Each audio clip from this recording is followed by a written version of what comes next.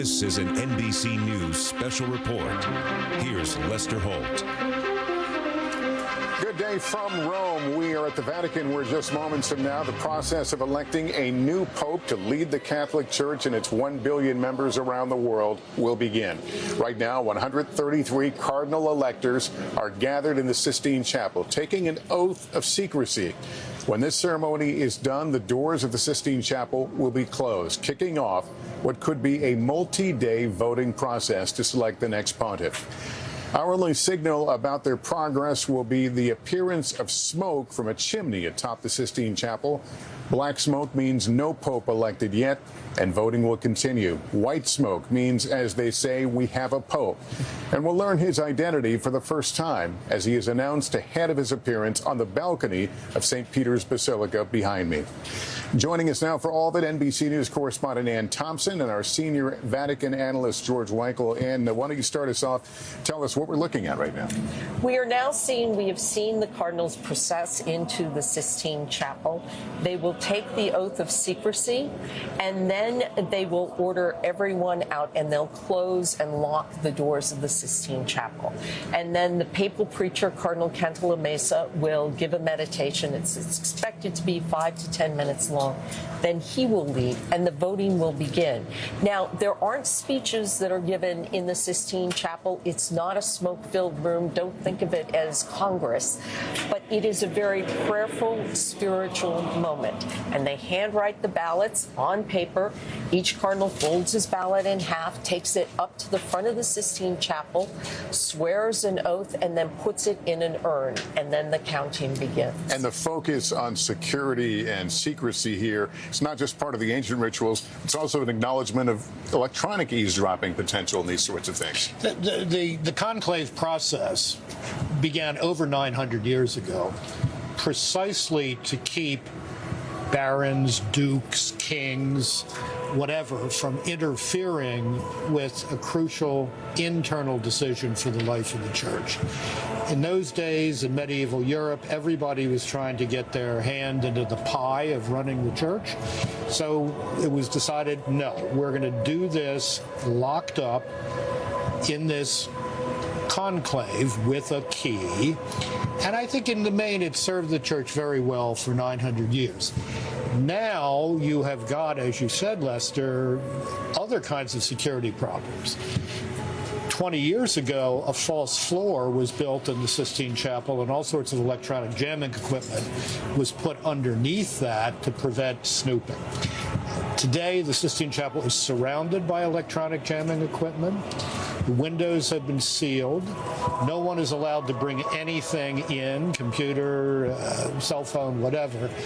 And that is, again, to ensure that the process respects its own integrity, if you will. And some of the secrecy also prevents us from understanding how the general process works.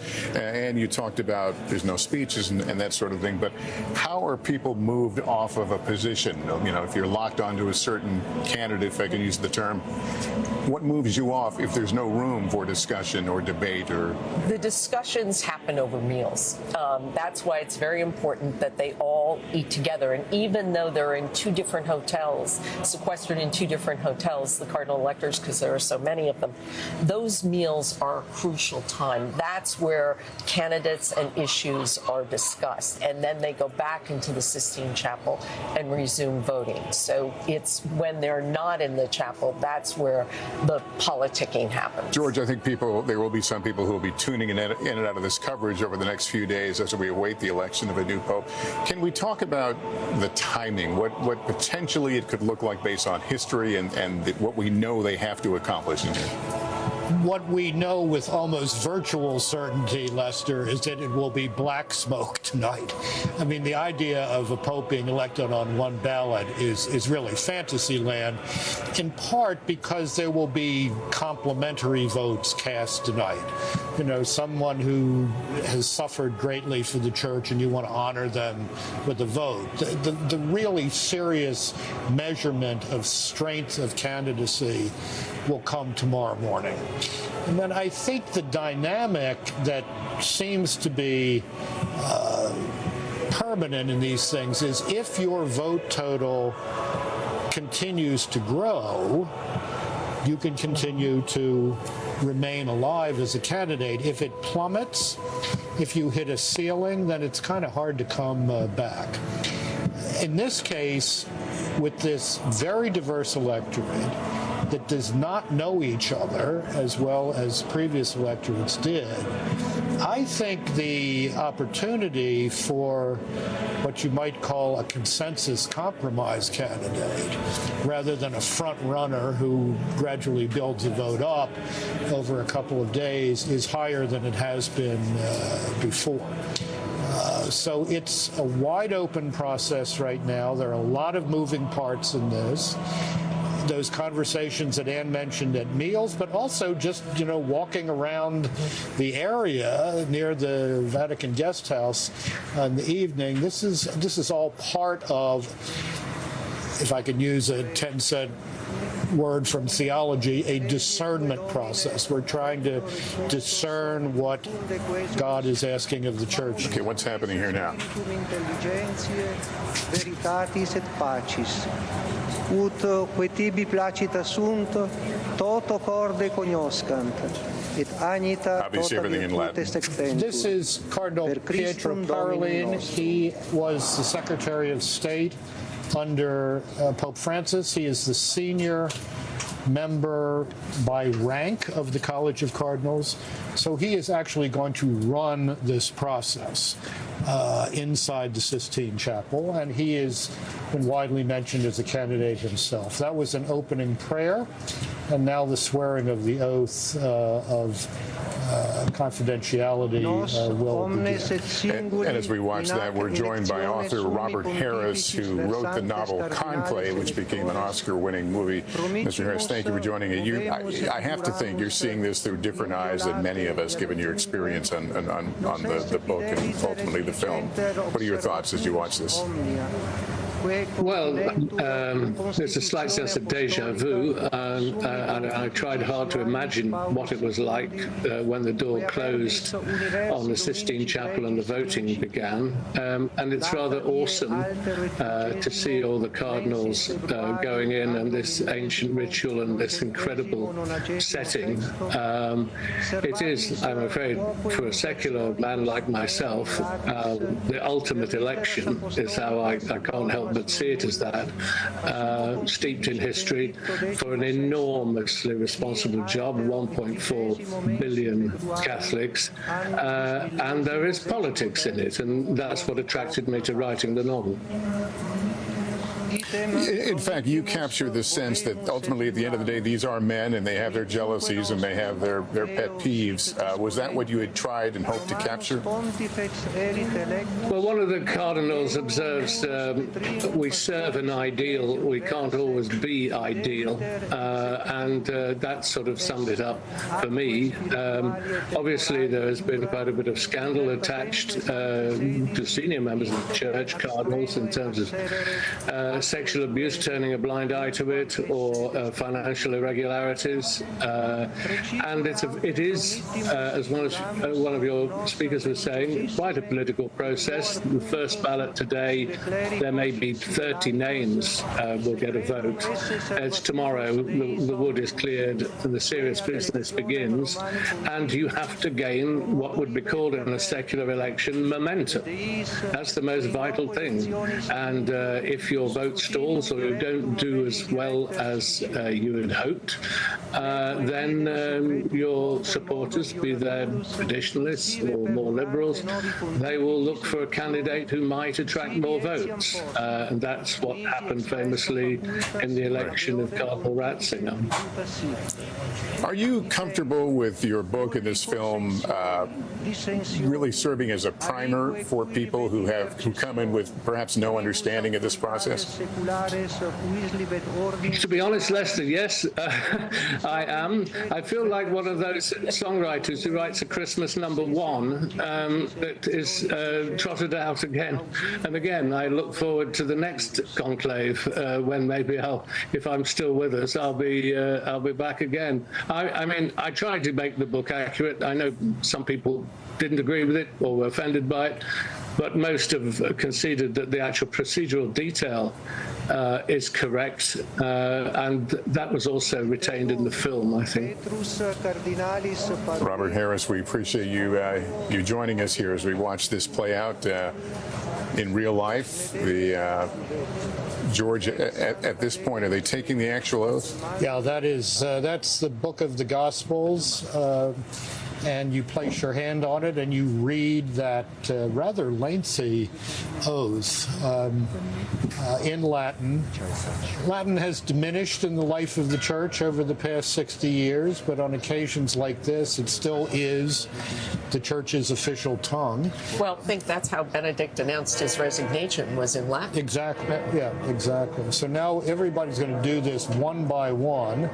This is Cardinal Fernando Filoni, the second most senior member in rank. So they will take this College of Cardinals. So they take this as a group, and then No, one by one. One by one. Okay. One by one. And you're going to see some of the contenders, or who we believe are contenders, to be the next pope. Luis Tagle from the Philippines is now taking the oath. He's often called the Asian Francis. Define him as the first American to take the oath. Cardinal Robert Prevost, an Augustinian member of the Augustinian order. He is in charge of the office here in the Vatican that helps the Pope choose bishops. He spent a lot of time in Peru as a missionary and then a local bishop. And he's the one American who is being talked about as a potential pope. Correct. Yes. He's one of the Eastern Catholic cardinals. I'm not entirely sure who. Slightly differently dressed. This is a marvelous demonstration, Lester, of the universality of the Church. In 1958, when John the 23rd was elected, it was 90% European electorate and a heavily Italian electorate.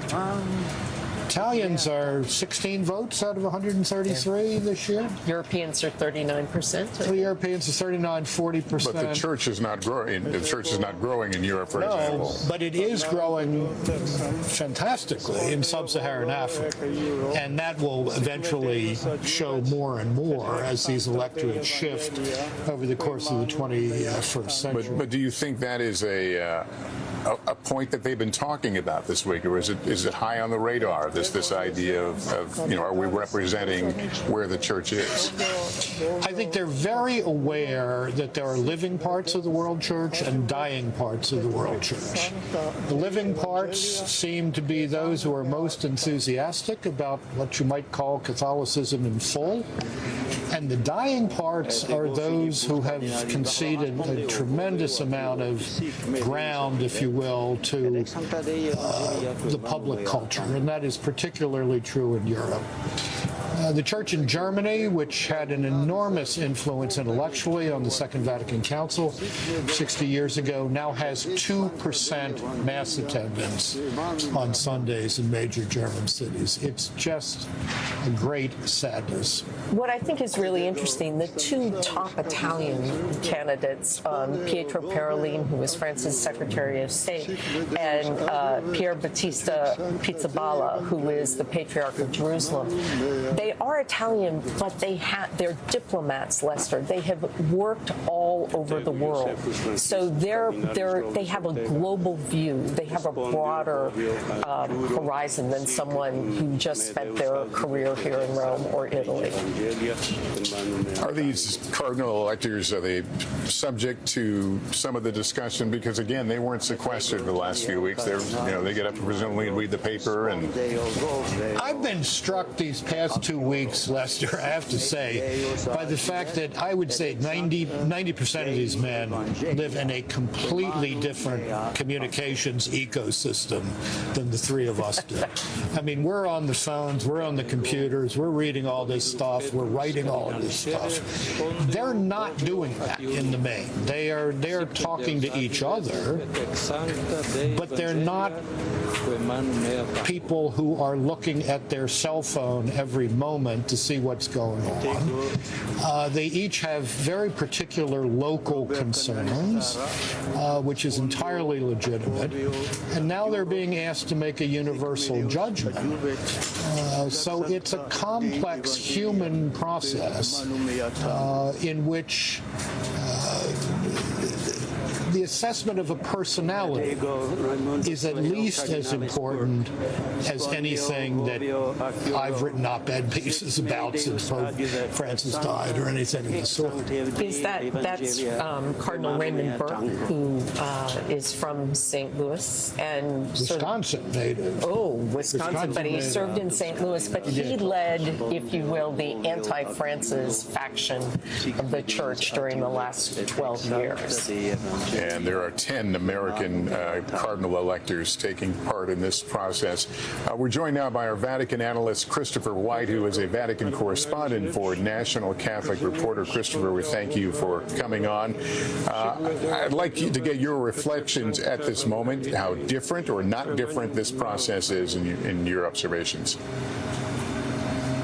Yeah, it's so interesting, Lester, what we've had, for days now. It's just constant buzz, all sorts of reports coming out, dinners taking place late at night, social media influencing this. And now, as we watch them take this oath, it becomes very somber and a very serious moment where you see them thinking under some pretty impressive surroundings about the weight of the decision that faces them.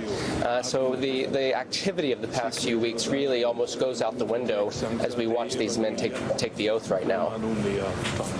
And Christopher, what are the concerns about the state of the church right now? We had talked earlier about, among other things, the Pope has to be an administrator to run this sprawling organization.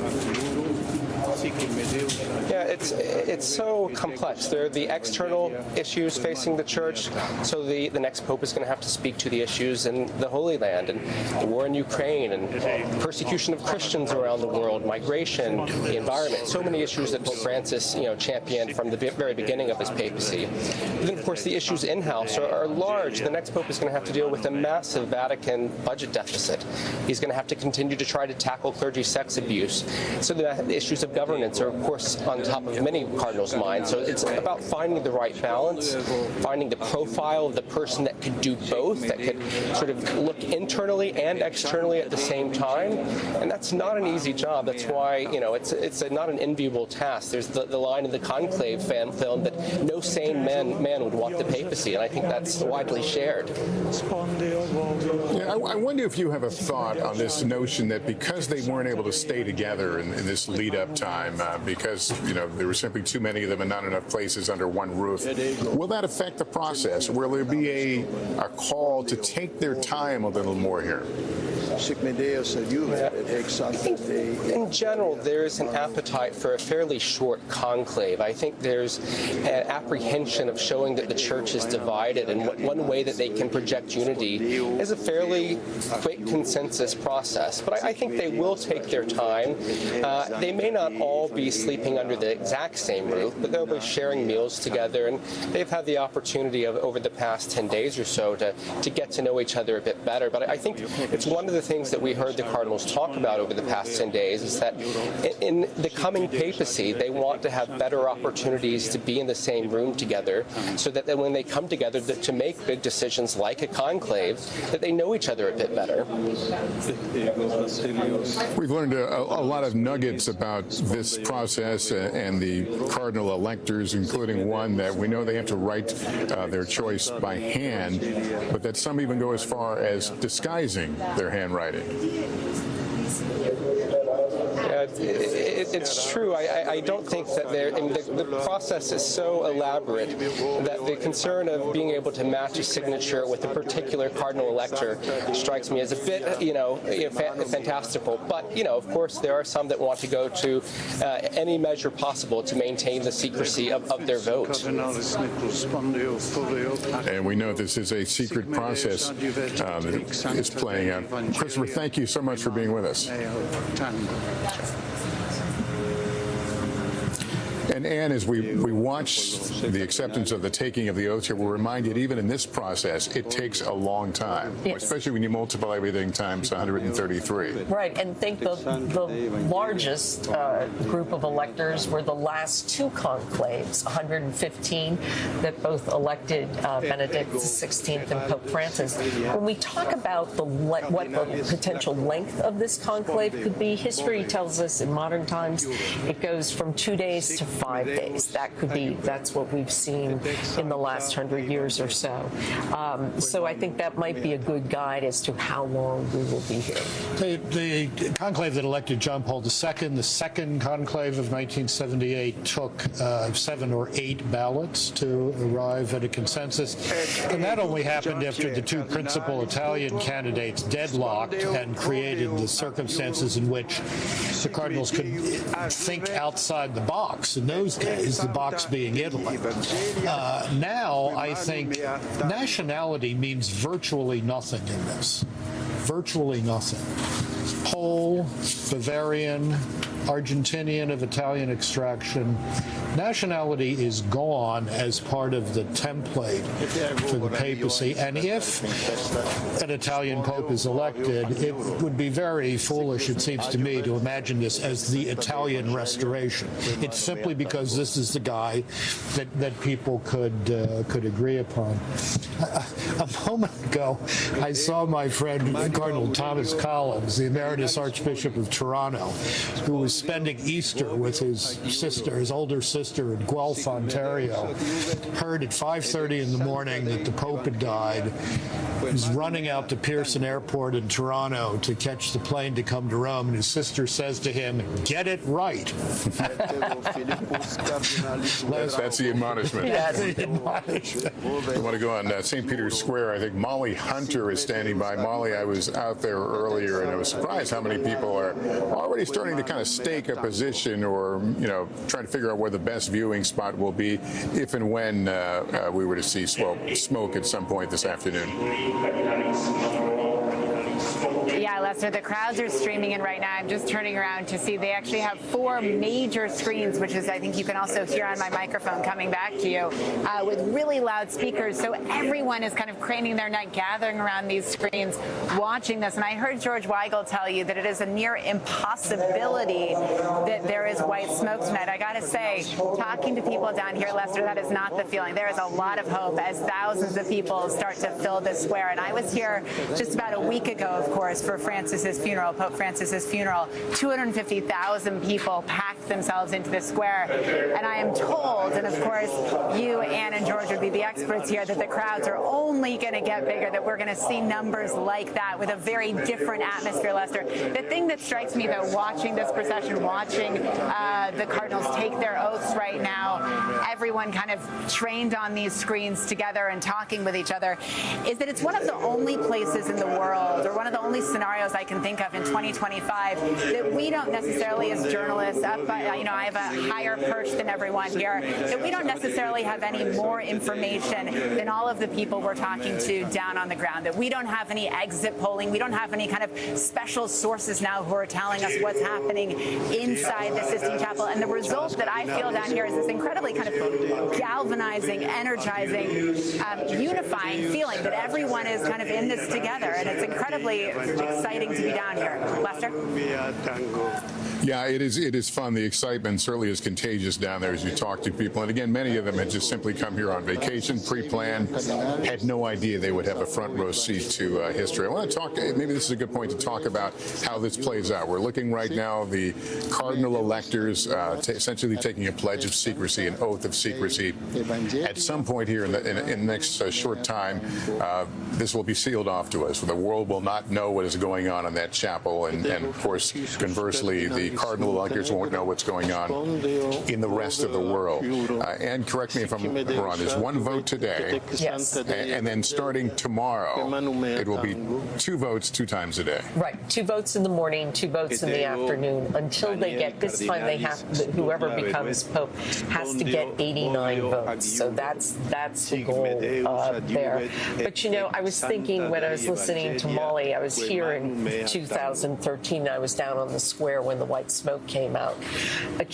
And one of the great traditions is the people of Rome run to the square. And it's just wonderful to see. There's a real joy and a feeling of community when a pope is in there. You know, I've told people the same thing witnessing the conclaves, and it's like a river of people. You see them making their way toward the Vatican. And, you know, I've been to Rome a number of times, but George, the city does not appear consumed by the Vatican on a daily basis, but on that day, at that moment, it is. It absolutely is. And of course, we're in the middle of a Jubilee year here in Rome. So while this is the height of tourist season in the late spring, that has been amplified by the fact that Pope Francis called a special Jubilee year this year. And that has amplified the crowds as well. But I have to say, my sense of the atmospherics has been very positive during these past 2 weeks. There's not been a lot of pushing and shoving. People seem to be patient. The security arrangements for getting into St. Peter's have been massively complexified over the past 2 decades, but I don't sense a lot of grousing about this. There's a genuine sense of if you'll let me use the phrase, world community here that is hard to find in other venues. Are these moments like these, do they generate a new level of excitement? We talked about the church, especially in Europe, is seeing some fall off in attendance.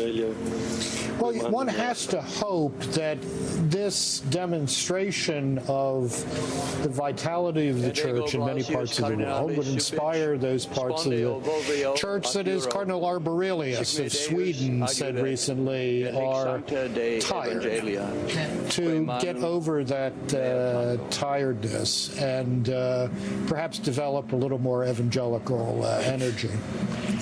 Just thought that's Cardinal Blaise Cupich of Chicago, who just took the oath of secrecy, and we can see in line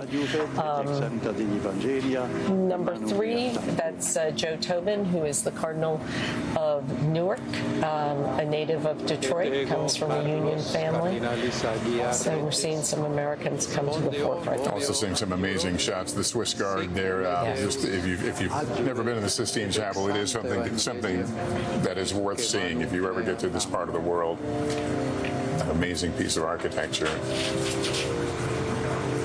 And again, you're looking at the picture on the left. These are people who have gathered in a square. They are essentially seeing and hearing what you're seeing on the right side of the screen. It's being broadcast there. We know that they will also have a camera trained on the chimney.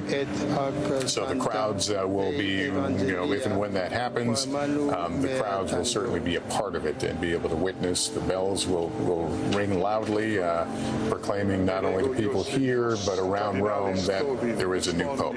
But for now, this process, it goes the course that it goes, and you're watching that right now, the solemn recitation of an oath, a pledge to secrecy, honoring the importance of the independence of this process as the outside world clamors for a view through the window, but one that will be denied as these 133 cardinal electors go about their business. Anne has pointed out very clearly that this is not a caucus, a political caucus, so you might want to compare it in some ways in the structure, but this is not a process in which it's played out in debating or loud discussions. But there were times for those conversations, and I love how you say the evening meal may provide some of that.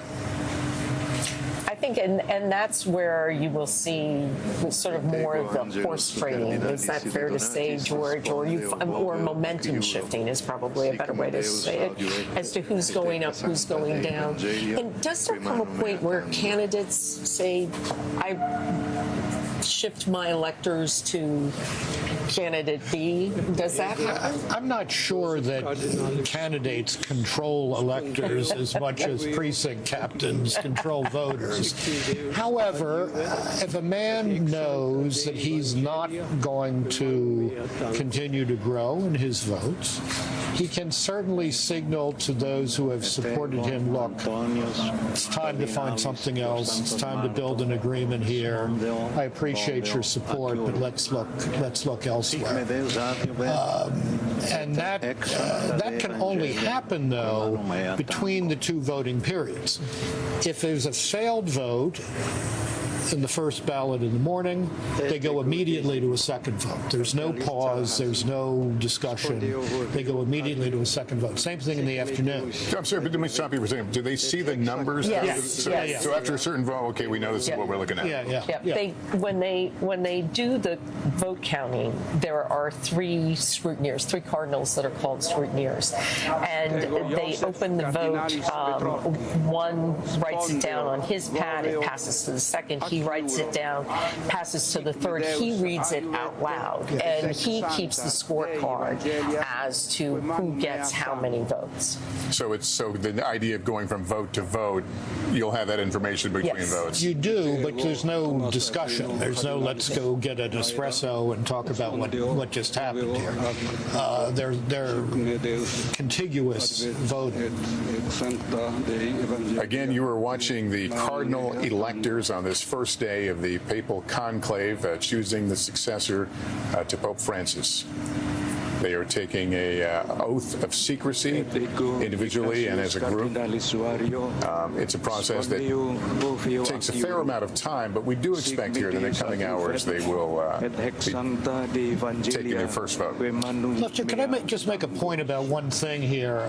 During the general congregations last week, several of the cardinals said, yes, chronologically, we're electing the successor of Pope Francis.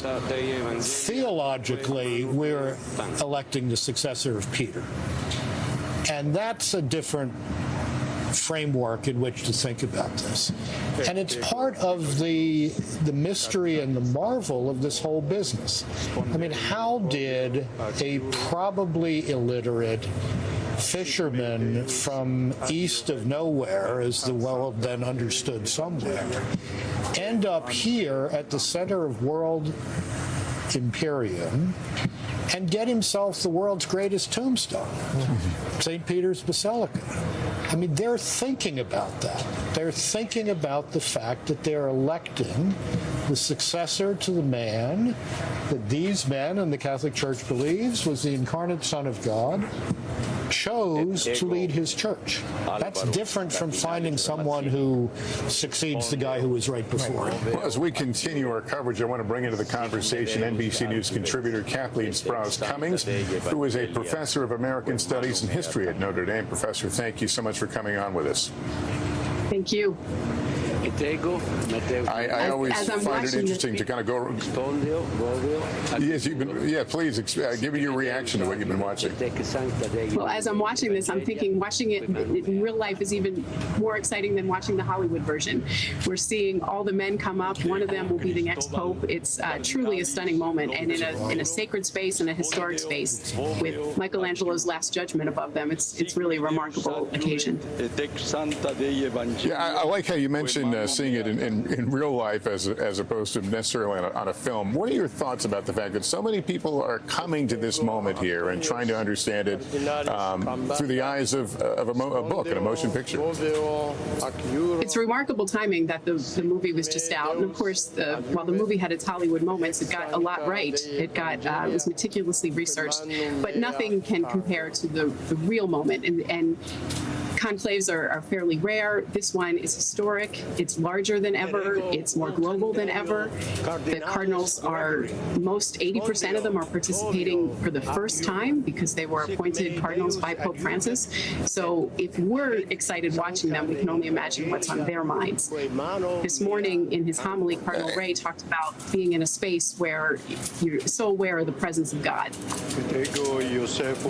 Can you discuss the meaning of this to Catholics? Catholics, for people who may not be familiar with Catholicism, what the significance of the Pope is and this moment in choosing a new Pope? The Pope is the spiritual leader of the world's 1.4 billion Catholics.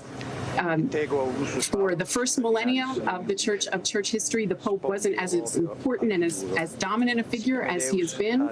Certainly the last 3 popes have been global figures that people all over the world, Catholics and non-Catholics, feel close to. Pope Francis himself had a genius for proximity, for communicating his closeness to people, even people on the peripheries far away. So people feel connected to this by virtue of being Catholic. There's a lot at stake here. The church has many problems. So people are looking for someone who has the heart of a pastor, the skills of a manager, and a global vision. It's a tall order to fill, and luckily they've all invoked the Holy Spirit to help them find that man. I'm going to ask this question kind of backwards, but what would a surprise look like in this process?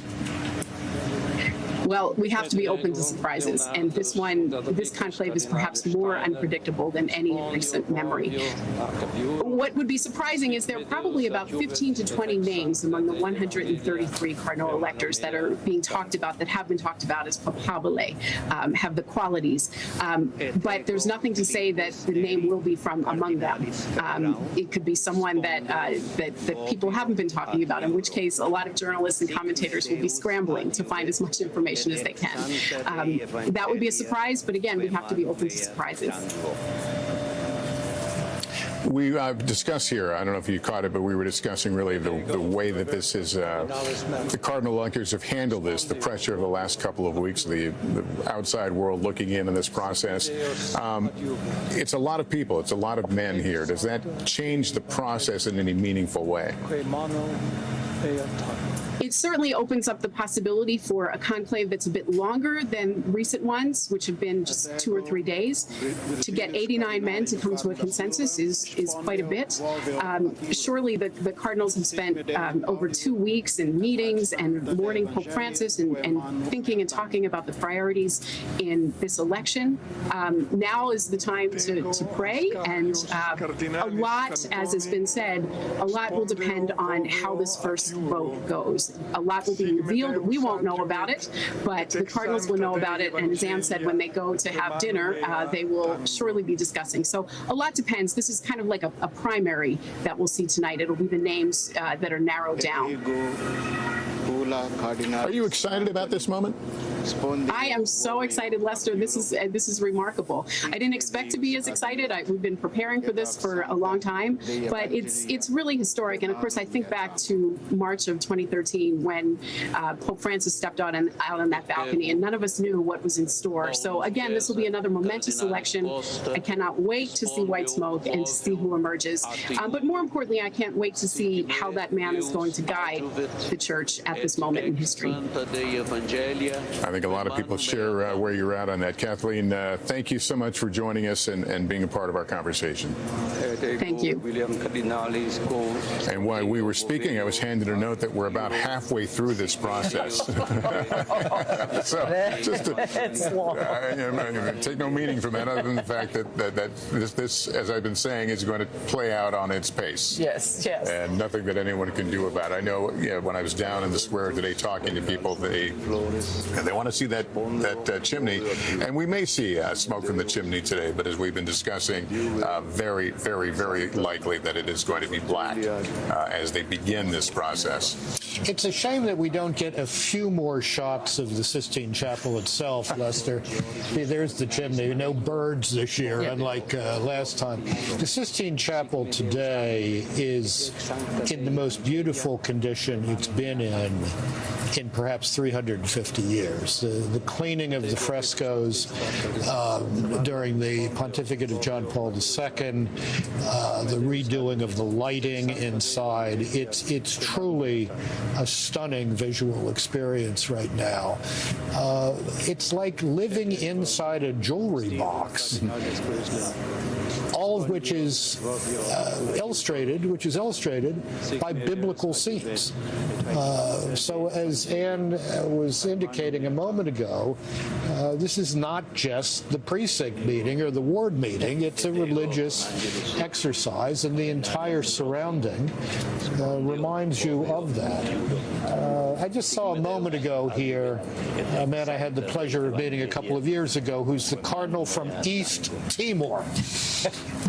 3.5 million people, metropolitan Philadelphia size. Virgilio da Costa da Silva. He's a wonderful man. He has an enormous number of young seminarians in his diocese. Bishops come to him from all over the world looking for help. And he's a most impressive figure. So when Pope Francis reached out to the so-called peripheries of the world church, he really found some very, very interesting men. One of the men who has made a very strong impression here over the past 2 weeks is the cardinal from Singapore, a man named William Goh. That would have been unheard of 50, 60 years ago. So it's a quite striking gallery of human beings, competencies, concerns, living situations. And I think as we look at these faces and learn more about where these cardinals have come from, I'm reminded of what the Dean of College of Cardinals, Giovanni Battista Re, said at Mass this morning in his homily, and he urged these men to pick a pope who could unify the church, but still make room for diversity. And that's what you see here. This is the most diverse group of cardinals in the history of the Catholic Church. What about ages and youth versus seniors? The youngest cardinal is actually 45. 45. Cardinal Bychok. He's a Ukrainian Greek Catholic eparch in Melbourne, Australia. He's just 45 years old. Another very young man is an Italian missionary in Mongolia, where he has 1,500 Catholics under his care. And on the far end, I mean, Cardinal Filoni, I mentioned a moment ago, the second-ranking member of the College of Cardinals, he's 79. So it's 45 to 79. That's the age spread. But there's a sweet spot, I think people think, in age for the next pope, somewhere around 70, 75, somewhere in there, George? A pope who begins his pontificate at 60 is probably not going to be an attractive possibility for a lot of people, because you're looking at 25 years. And so I think the sweet spot is late 60s to mid 70s. Now, somebody can emerge who's outside that sweet spot, and then it happens. But that's theoretically where the sweet spot is. But then there's youth, there's issues of liberal versus conservative. I mean, all these things that go into this process. There's issues of living parts of the world church, dying parts of the world church. Why are the living parts living? Why are the dying parts dying? There's also a question of management, Lester. I think for all of his many qualities, Pope Francis and Pope Benedict, neither one of them was a particularly strong manager. Pope Francis was in fact a bit of an autocrat, following his Jesuit roots, as that tends to be the model of governance in that religious community. There's been a lot of talk over the past 2 weeks about let's return to a more stable, orderly process of decision-making within the Vatican itself. So that's one question by which a candidate would be assessed. Has this man shown a capacity to work collaboratively with other people? Did Francis talk, or did he, as he appointed many of these cardinals here, did he think about them in the view that they would be choosing his successor? Well, you're always thinking that. Was he playing the long game, I guess? Well, I think you're always thinking that, but I think he wanted to lift up men he thought were doing important jobs in the world church. I think a lot of it was very personal and idiosyncratic. He goes to Mongolia, he meets this Italian missionary, he thinks this is a good guy, let's make him a cardinal. And so when you see them again one by one, the cardinal electors approaching the front of the chapel as they recite the oath. of secrecy, honoring the independence of this process. And the order here is by seniority. It's seniority within ranks of cardinals. There are three groups of cardinals. They're all priests. They were all ordained deacons, but there are ranks of cardinals called cardinal bishops, cardinal priests, and cardinal deacons. Cardinal bishops are usually men running major departments here in Rome. Cardinal priests are usually the bishops or archbishops of dioceses around the world. Cardinal deacons, so-called, are again people here with jobs in the Roman Curia, and then you are ranked within that group by the date of your appointment as a cardinal. So, in fact, the senior cardinal deacon, Cardinal Dominique Memberti from France, is in fact in his early 70s. He's not a young guy. He gets to announce the new pope. If he doesn't come out on that loggia to announce the new pope, we'll have a pretty good idea that he's the new pope. Gotcha. It took me a second. Yeah. And then again, this oath is coming from, tell me the book. Well, they're swearing the oath on what's called the Book of the Gospels. It's a liturgical book in which the four Gospels, Matthew, Mark, Luke, and John, are contained, and it's from that book that the Gospel reading at Mass is taken. The cardinal with the flowing white beard there is the Archbishop of Tehran in Iran. I think he has 6 priests in his diocese, maybe 20,000, 30,000 Catholics. Let's listen in for a moment to get a sense of this oath.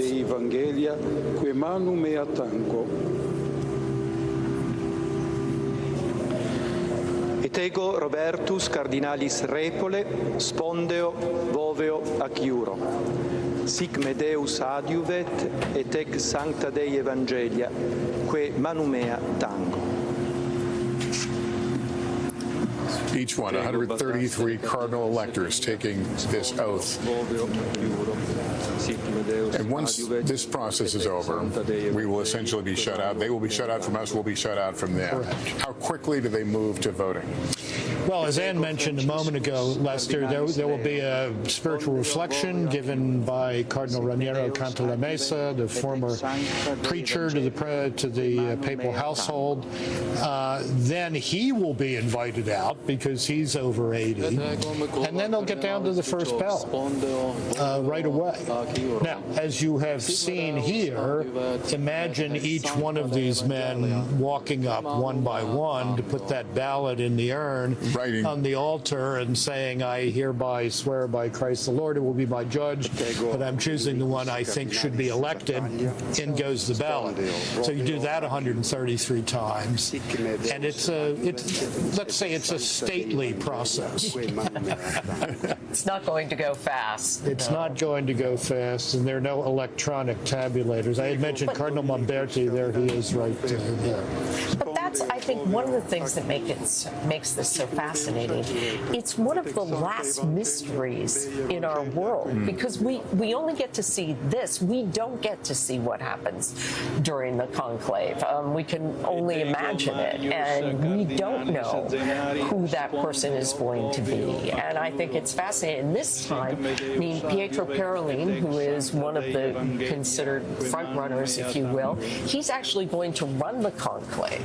And does that put him in an awkward position? Well, he can't ask himself if he accepts. So Cardinal Filoni, who is the second-ranking cardinal bishop, would ask him, do you accept election? But running the actual balloting is a very formalized process. I mean, it doesn't give you a leg up electorally, or it doesn't diminish your chances either. We were talking about the length of time. There's a lot of focus on that naturally, that we want to, we enjoy suspense and drama, but I think people also are certainly interested in the outcome. We look at conclaves in recent histories. 2013, 2 days, 5 ballots is what it took. Very quick. Pope Benedict, 2005, it was again 2 days, 4 ballots. John Paul II, 3 days, 15 ballots, if I'm reading that correctly. I'm sorry, so I'm not reading it correctly, but you get the idea here. This is not, certainly in recent history, has not been a long and drawn-out process, which tells us a lot, I guess, about the cardinal electors and the state of the church and what people are thinking about. There was a sense of stability, I think, in 2005. There was a sense that Cardinal Ratzinger had done a brilliant job as the celebrant of John Paul II's funeral. He had given a wonderful homily on that occasion. He was terrific in running these general congregations of cardinals because he could speak all the relevant languages. So that moved very swiftly. But you saw it took 11 ballots to elect John the 23rd. And that was an interesting election, if you can believe some of the things that are written about it, because it seemed to defy this notion that you have to keep growing slowly. He kind of plateaued, but maintained the plateau, and then rose up towards the end. There were 5 French cardinals at that conclave who were determined to elect him the Pope. I want to bring in. I'm sorry. Please. I was just going to say he had been the nuncio to France. They thought he understood their situation. They hung together and really drove the decision, even though they were a small minority. I want to welcome to the conversation Joe Donnelly, the former U.S. ambassador to the Holy See. Ambassador, thank you so much for joining us. I'm interested in your thoughts about whether you would prefer to see a longer process or a shorter one in this case. I think that this is a year where it's fairly open, and so I think it might take some time to get through this. I think if there's a favorite, it would be Cardinal Parolin, but I don't see that anybody is in a rush to get this done quickly, because it's such a momentous time. You look at the world, and there's so much going on in so many places, and the church wants to make sure that they have a leader that can deal with all of this, that has the requisite talent and ability. And so I don't think anybody's going to be in a rush, and it might take a couple of days. But I may be wrong. Are you excited by this process? You know, I loved Pope Francis. He was just the most wonderful person to work with, to spend time with. But I am excited that, you know, in his absence, if he's not there, that the church be able to find a leader who can continue that presence on the world stage of his voice being so important, so well heard. And I think that's what they're trying to do right now. You know, I used to think when I was the ambassador, there's the President of the United States and the Holy Father, and those are the two voices that people hear the most in this world, and that's why this is so important. Does the Catholic Church and the world, if you will, need someone like Francis, or someone who is a stronger administrator and who can deal with some of the problems of the Holy See? You know, I've looked at this as there's a multitude of things that they're looking for. You know, the old joke, it's like, well, as long as we get Superman, we'll be fine. They need somebody who is charismatic and can make an impression on the world, somebody who can manage the finances of the Vatican and run the shop well. And then the third piece is doctrinally, you know, there's the church is in different places on the progressive side, conservative side, moderate side, somebody who can try to bring those together. But I think Francis was not a bad administrator in that he really helped to clean up the finances. They're far from perfect, but they're a whole lot better than when he walked in. And he's got some amazing people in governance, like Sister Raffaella Petrini, who's now running the Vatican State, who is part of an order of sisters from Connecticut and is as smart as they get.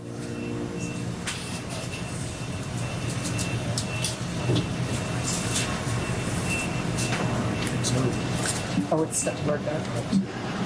Okay, it appears, we pause there for a moment. Ambassador, excuse me, we believe they have finished with the oaths now, and if that's the case, okay, we will soon see the doors shut. Extra omnes. That's Archbishop Diego Ravelli, the Papal Master of Ceremonies, who just said extra omnes, which is a polite Latin way of saying everybody out. And we'll see exactly what happens if they cut the camera feed or what the modern version of this is. But that concludes the taking of the oaths, and the process is about to begin. They will be behind closed doors until they come up with a new leader. We should note you may see some other folks there, the staffers at the Sistine Chapel who are necessary or essential workers, if you will. They too have had to take a oath of secrecy here as this process is about to get underway now to the brass tacks of it. As we've noted, this is not now the point where pounding of fists and arguments and discussion. That has passed. This is about voting. This is their sole purpose right now. They are electors who will now lead through that process and choose the next pope.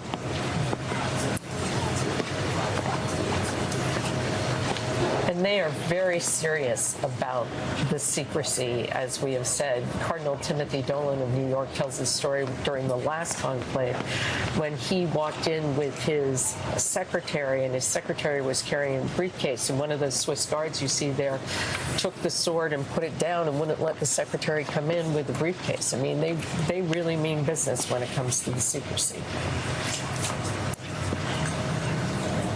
These are the really a kind of official legal witnesses to this process. That's Monsignor David Yeager, one of the prelate auditors of the Rota, one of the church's highest courts. He and I just happened to have lunch together yesterday. He's a remarkable character, native Israeli, is a major figure in negotiating the fundamental agreement between the Holy See and Israel that established diplomatic relations between the two. This is a remarkable shot here. I believe that's the cardinals you're seeing in the background now is the last of the non-cardinal electors leaves the chapel.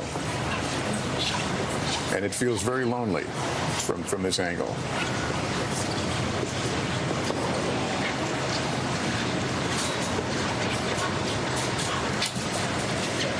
The Archbishop is making his way now. He is obeying his own instruction to leave. Oh, to be a fly on the wall.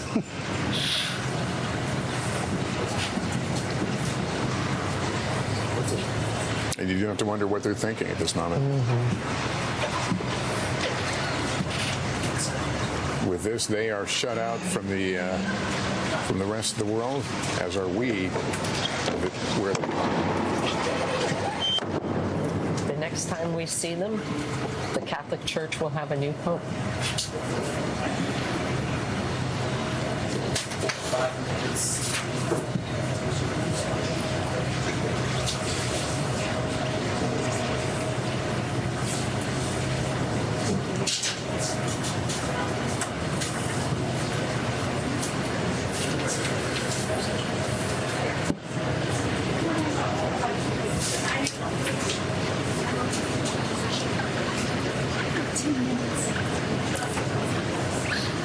And so the cardinal electors are now alone in the Sistine Chapel. The admonition for others to leave made. And now they will begin the process. As we noted, a moment of reflection. Right. But they will be getting down to the brass tacks of voting here quite soon. Yes, Cardinal Cantalamessa will offer the reflection, and that will in part set the tone, along with the homily by Battista Re at this morning's Mass, set the tone for this conclave. Of course, this is being watched all over the world on television, but certainly at St. Peter's Square in front of the Vatican, where we find Molly Hunter. Molly, you've been speaking to folks who are delighted to be witnesses to this historic moment. Yeah, delighted is an understatement, I think, to be witnesses to this moment. I'm standing with Kelsey and James from Colorado and from Texas. Jason, excuse me, thank you. You just clapped as that happened. Can you just share, you're tearing up right now, can you just share that moment, what that moment was like? Well, I think right now the eyes of the whole world are on Rome. The church isn't just another institution, it's the witness of 2,000 years of Jesus Christ's story coming to life. The person who will head, the followers of that story, the 1.4 billion Catholics around this world and the many others that look to him for spiritual leadership, when they closed those doors, when they announced extra omnes and everyone else went out and the cardinals set about their auspicious task of electing the next shepherd of the church, it's just a breathtaking moment to watch. Kelsey, you squealed with excitement. You were so excited. You flew here directly just for the conclave, just to be here. I did. Can you tell me what it's been like just to be out here in the square with everyone else many people who did the same?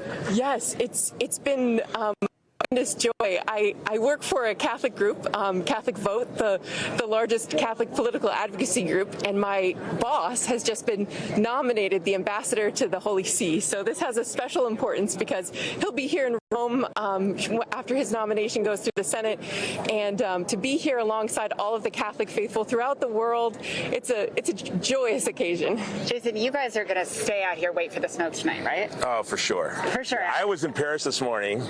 There were no seats to Rome, so I had to fly to Florence. So I had breakfast in Paris, lunch in Florence. I'll be here. Anything to get here. I had to be here, because I'm a great admirer of Cardinal Pizzaballa. I sit there and pray. My heart is with him. He offered his life for the hostages in exchange for the hostages. You guys are going on the record with a front runner. Yeah, I am, because I think that we've seen such suffering with the church in the Middle East and Africa. He's Italian, but his heart is with the persecuted church. And as an American Christian, as American Catholics, we're the most privileged, we're the wealthiest, most privileged Catholics that have walked the face of the earth. And so to have a pope that orders our hearts and our attention towards the persecuted church is, I think, something we need. First conclave, or were you? It is my first conclave, yes. Okay. Big decision to come, or no? No, I was in Paris for work, and I was supposed to go to Jordan, where we have trucks that we're trying to get into Gaza. I will be going directly from here to Jordan and hopefully to Gaza, but no, I was going to have, if I had to drive here, I was driving here. You would have arrived here. You guys, the applause that happened when Extra Omnis was declared, and the speakers, as you guys know, were extremely loud here down in St. Peter's Square. There was applause, there were tears, and I think we will see this square just fill up in the next couple hours as everyone waits for that smoke.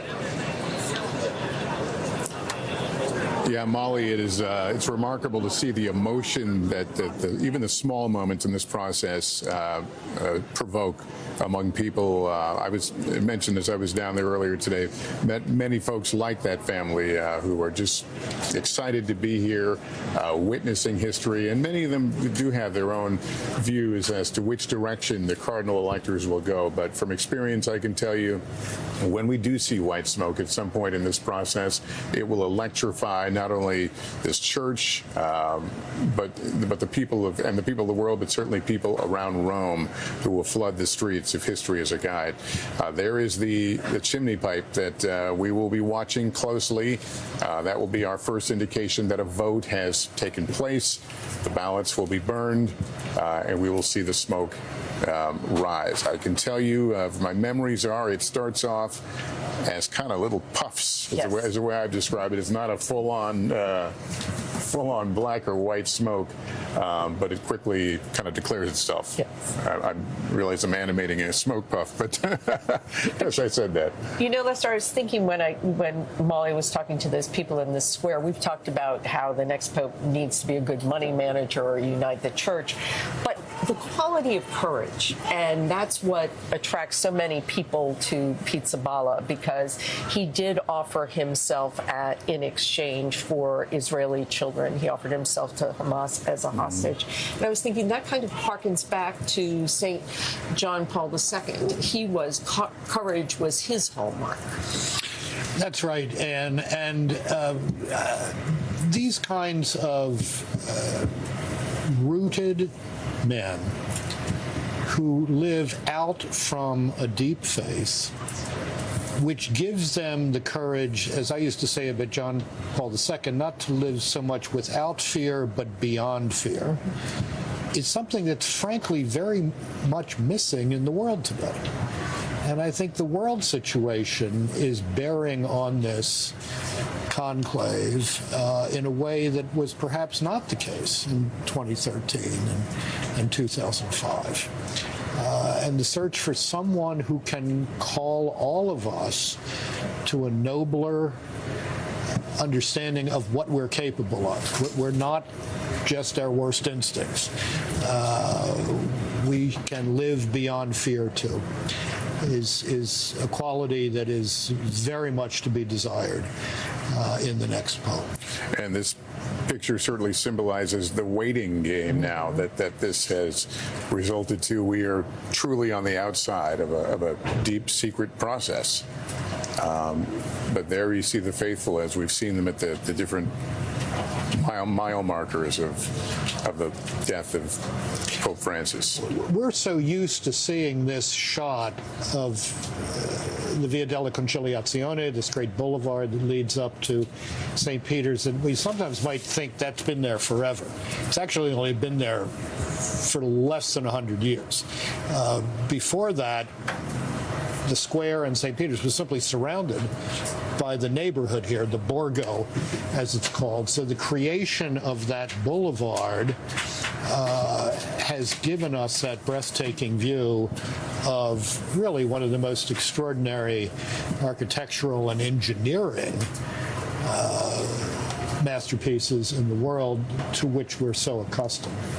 And now with the Jubilee year, Lester, you see pilgrims come up there. There's someone in front bearing a cross, and you see the pilgrims, and some of them sing their way up Conciliazione. I saw that today. Yeah. Yes. And that will continue to go on as the cardinals meet to choose a new pope. But it's a procession of faith, and I find it very moving to watch. Yeah, I saw a couple of those today. Very moving, very emotional. A lot of emotions in the city right now, I think, as people wait for a declaration of a new pope, the election.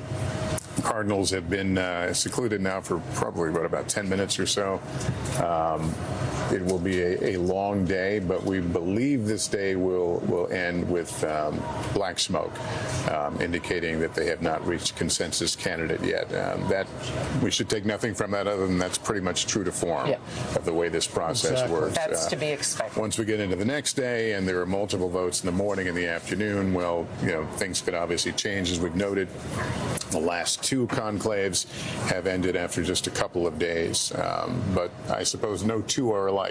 They're not alike, and the last two really have been, how could I say this, one-off exercises. In 2005, the consensus in favor of Cardinal Ratzinger was so massive at the beginning that it was simply a question of whether he would accept. In 2013, the Cardinals were really in a state of shock over the abdication of Pope Benedict. They wanted to do it quickly to demonstrate that the Church was still on keel, on the mark. This is a different situation. This is a very different situation. This is more like 1978, I think. And my hunch is that it's going to be a bit longer than we've been used to in the past two conclaves. Let me follow up on that with, we're joined again by our Vatican analyst, Christopher White, who is a Vatican correspondent for National Catholic Reporter. Christopher, this has been part of the discussion, is the length of this, what it would signify if they went beyond 2 days or even 3 days. What are your thoughts on that? On one hand, the appetite is there for a quick conclave to show that the Church is united. One cardinal joked to me a few nights ago that he's keen for a quick conclave just so he can get his iPad back. But, joking aside, I think there's a real sense that they have to take this very seriously. This is the most important election and most important vote that many of them will ever cast in their life. And it's also a process of continuing to get to know one another, and that will continue after hours, after they return from the Sistine Chapel back to the Vatican residences where they're staying. They're going to have to break bread together. They'll have dinner time conversations, talks after dinner, and they will undergo this process as long as it takes until they reach consensus. 2/3 is a high majority to achieve. It's much more than most democracies around the world require for a leader to be elected, and that's going to take some time, I think. Yes. All right, we're looking again at the stovepipe there with a bird, as I think we've seen in previous conclaves. Lester, it was interesting to me that during the past week, It was the newer and younger cardinals who said in these general congregations, let's not rush to judgment. Let's take our time. Let's know each other and know exactly who we are voting for. Where there was the older veteran guys who said, okay, let's get this done. I've been here for 2 weeks. I just had Holy Week and Easter. I want to go home. And it was these younger men who really were asserting themselves the past 2 weeks, especially these peripheral, so-called peripheral cardinals. They were not sitting back and being quiet, being the new kids on the block. They were saying, no, we're here to get this done right. And if that takes a while, then it takes a while.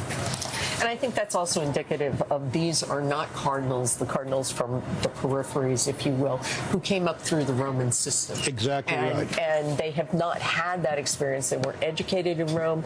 They didn't serve in Rome. And so this is a whole new experience for them, Lester. And then you think of the decision before them. It really is momentous, and they want to get it right. But when we talk about slowing down the process, because so much of it is already laid out, they don't have a lot of leeway. No, but I think the point that these younger men were making is let's not feel an external pressure to get this done by, say, tomorrow evening, Thursday evening. That's not something that should be on our minds. Let's let a real two-thirds consensus emerge here. All right, well, this will continue, obviously, to watch this. This concludes this NBC News Special Report. We will be back with any updates on the results of the conclave, and we have much more ahead on our streaming network, NBC News Now, online at NBCnews.com, and a full wrap-up tonight on NBC Nightly News. I'm Lester Holt in Rome.